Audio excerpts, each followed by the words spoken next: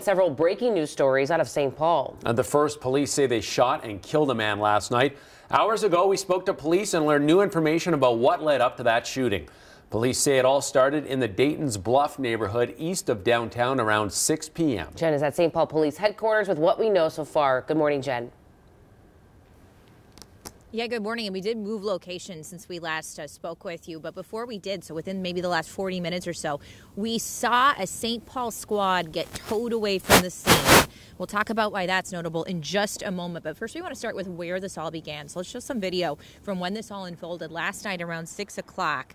Earl and Hudson is the intersection in the Dayton's Bluff neighborhood where this unfolded. That is where St. Paul officers were called to last night after a 911 report about a domestic assault. Police say that caller reported that a man had a gun, and when they got there, he'd already taken off, officers said. Then they spotted a man, they said, in the immediate area. They say he had a handgun in his hand.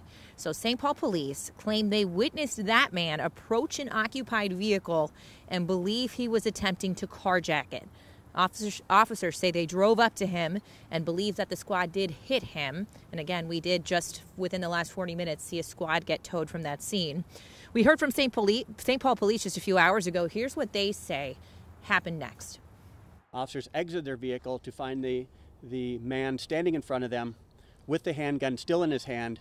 Officers discharged multiple rounds, striking the man in his torso and leg.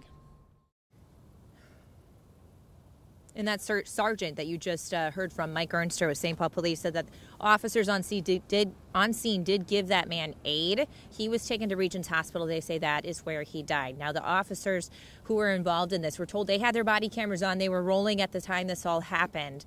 That footage now being reviewed by the BCA, who is investigating this case. And we did hear from neighbors who were nearby this scene when it happened. We're going to hear from one of them coming up in the next 30 minutes. Okay, we look forward to that. Thank you, Jen. Also